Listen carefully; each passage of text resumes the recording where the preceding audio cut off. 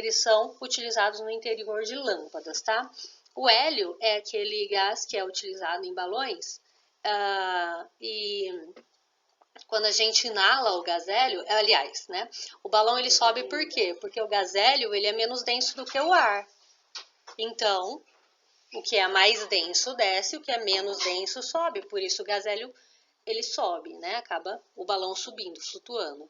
E quando a gente inala o gás hélio, a voz fica fininha justamente por causa disso, por causa da densidade. Como o gás hélio é menos denso do que o ar e as nossas pregas vocais estão adaptadas para o oxigênio, quando a gente respira e fala, o que acontece? O som da voz sai porque as pregas vocais elas vibram de maneira que essa vibração cria o som. É o som da vibração, na verdade, né? Agora, como o gás hélio é muito menos denso do que o ar, as pregas vocais elas vibram com muito mais intensidade, automaticamente o som sai mais fininho. Eu costumava fuçar muito quando eu era mais novinha no computador, né? Nunca fiz aula, nada, mas eu curtia muito fuçar. E aí eu ficava acelerando os videozinhos e eu amava ver que aumentava a velocidade do vídeo, o sonzinho ia ficando mais fino. E é o que acontece na nossa garganta aqui, né? No nosso... Ai, nem sei como que o povo fala aí. Mas tudo bem, pessoal? Então esses gases são utilizados pelos homens, eles são encontrados na atmosfera. Algumas utilizações nas indústrias. Aqui eu vou ler com vocês basicamente porque são alguns exemplos, tá? Então, o oxigênio é utilizado em todos os campos da indústria e pesquisa. Na fabricação de aço, solda, corte e produtos químicos, no tratamento de esgoto, em tratamentos médicos, fábricas de vidros, fábrica de papel e até como gás oxidante para combustível de foguetes. O nitrogênio tem utilização garantida na fabricação de aço e semicondutores, na indústria química e de análise, na purga de linhas e tanques, entre outros.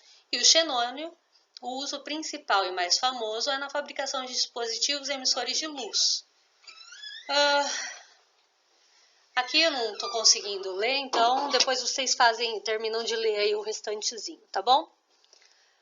Continuando. Agora... Tá, isso é bastante interessante e importante. Como que a gente faz para separar esses gases? A gente sabe que substâncias diferentes possuem propriedades diferentes, elementos diferentes possuem propriedades diferentes. E quais propriedades eu estou falando? Eu estou falando de ponto de fusão e de ebulição. E a gente faz a separação através dessas propriedades. Então, a gente conhece as propriedades e a gente vai utilizar essa informação para poder separar esses gases. Essa separação é chamada de destilação fracionada. Então, o que a gente faz? A gente insere o ar líquido aqui nesse tubo. Quando o ar líquido, o ar condensado, né, a temperatura aproximada aí de 200 graus Celsius negativos, entra nesse tubo, aqui ele vai encontrar várias plataformas com temperaturas diferentes.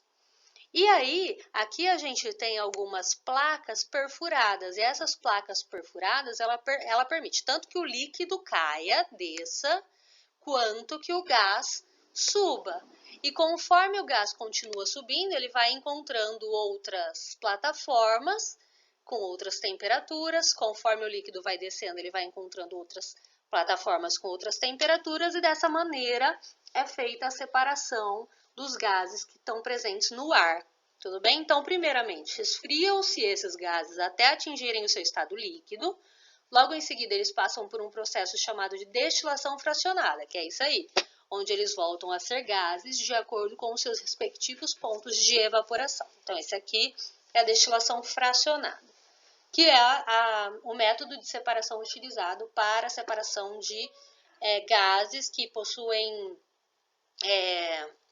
temperaturas muito próximas ou distantes, mas enfim.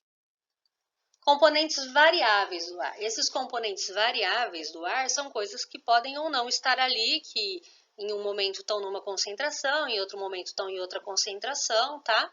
Então, a gente tem aí o vapor d'água, fumaças, poeiras, micro-organismos.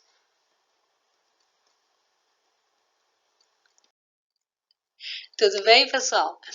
Agora, poluição na atmosfera. O que é poluição? Poluição é qualquer substância que está num lugar que não deveria estar. que vai fazer mal por alguma coisa, que vai tornar aquilo impróprio. E essa concentração de poluentes, né, esses poluentes, eles estão relacionados a algumas condições meteorológicas. Por exemplo, a alta porcentagem de calmaria, ventos fracos, inversões térmicas a baixas altitudes. Mas por quê? Vamos lá. Vamos pensar aí que o nosso amigo, sei lá, o Luiz é muito bravo, não vamos usar o Luiz. Bom, vamos falar do meu cachorro. O meu cachorro vem aqui e solta um pum, aqui do meu lado. E tô só eu e meu cachorro aqui, tudo fechado, o que vai acontecer? Eu vou sentir aquele odor agradabilíssimo até acabar com tudo que estava ali perto de mim. Agora, vamos imaginar uma outra situação. Eu tô com a casa aberta, o meu cachorro vem aqui do meu lado e ele solta um pum. E tá ventilando. É possível que eu nem sinta que ele soltou. Eu vou saber com certeza, porque todas as vezes que o meu cachorro solta um pum, ele se assusta e ele vira e cheira o bumbumzinho dele e sai do lugar, porque ele acha que o pum não vai acompanhar. Porque ele não sabe, né, das propriedades dos gases. Mas, então, eu ia saber por causa disso, mas não necessariamente que eu ia sentir, certo? Então, essas condições meteorológicas, elas influenciam basicamente dessa maneira que eu tô falando para vocês, certo? Agora, e o que essa poluição vai causar? Bom, a poluição ela influencia tanto no aquecimento global, quanto no agravamento do efeito estufa, quanto na destruição da camada de ozônio, que para mim essas três coisas estão relacionadas. Por quê? O que a gente tem? A gente tem o planeta Terra que está envolto na camada de ozônio, que é o gás ozônio, que é o mesmo elemento químico do gás oxigênio, mas a molécula é diferente, consequentemente, a substância é completamente diferente, tá? Então, o gás oxigênio que a gente respira são 2 átomos de oxigênio ligados e a molécula do gás ozônio são 3 átomos de oxigênio ligados, o que faz completamente diferença, tá? O que acontece? Quando a gente vai poluindo aqui embaixo, esses gases poluentes, eles são menos densos do que o ar e eles sobem para a atmosfera. Quando eles chegam lá na atmosfera, alguns gases, eles são corrosivos ao ozônio. Então, eles começam a corroer essa camada de proteção. E por que eu falo camada de proteção? Antes, vamos voltar um pouquinho. O efeito estufa. O que é o efeito estufa? Então, a gente sabe que a gente tem o planeta Terra. Em volta do planeta Terra, a gente tem essa camada. E aí, lá fora, a gente tem o Sol. O Sol manda seus raios solares aqui para o planeta Terra. O Sol é muito forte. Ele manda vários raios muito fortes. Quando esses raios chegam na camada de ozônio, a camada de ozônio ela serve como se fosse uma peneira, uma proteção, uma camada de proteção que não vai deixar esses raios todos entrarem. Então, ela vai dar uma peneiradinha, ela vai segurar um pouco dos raios para fora e alguns raios vão entrar. O que vai acontecer? Esses raios que estão conseguindo penetrar a camada de ozônio, eles não vão chegar com tanta incidência quanto com tanta força como eles estavam lá fora. Atingiu a Terra, eles vão, parte do calor vai ser absorvido pela Terra e parte do calor vai ser devolvido para a atmosfera. Quando essa parte desse calor é devolvida para a atmosfera, novamente, uma parte desse calor, ele consegue sair da camada de ozônio, só que uma parte não, então ele volta para a Terra. E esse efeito estufa que ocorre com a camada de ozônio é o que mantém a Terra aquecida a uma temperatura habitável. Se não existisse camada de ozônio, os raios solares iam ser muito fortes e iam derreter as geleiras e ao mesmo tempo não ia derreter as geleiras, entre várias coisas, ia queimar tudo e também não ia manter a Terra aquecida. Então é meio contraditório, mas é real. Ia ser muito quente e muito frio ao mesmo tempo, quer dizer, ninguém ia conseguir sobreviver, nenhuma espécie de vida, tá? Então, e por que está relacionado com o aquecimento global, essa poluição? Porque os gases poluentes corroem a camada de ozônio e aí esses raios eles entram com maior incidência na Terra. Tudo bem, pessoal? Além de causar inúmeros problemas de saúde, né? De pele, câncer de pele e assim por diante. Que são problemas que são causados pelos raios solares. Por isso que a galera tem que usar aí protetor solar, isso e aquilo. Além disso, problemas respiratórios. A gente com certeza conhece alguém, né, Rafael, que tenha um problema respiratório, de rinite, ou seja o que for.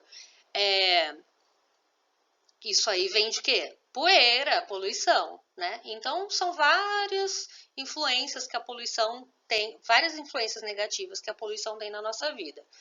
Tudo bem, pessoal? Tá ficando claro? Certo. Agora eu quero que vocês, além de responder aquelas perguntas, eu quero que vocês pensem em maneiras que poderiam ajudar a diminuir essa poluição que é mandada para a atmosfera. Tudo bem? Que seja em não fazer queimada, não cortar plantas, né? Porque pela fotossíntese as plantas elas purificam o ar e assim por diante. Mas pensem, redigam o texto e vocês vão me mandar. Tudo bem, pessoal? Não esquece de deixar a presença de vocês aí embaixo, tá bom? Um beijo, fiquem com Deus, se cuidem e fiquem em casa. Saudades, viu, meus nenês?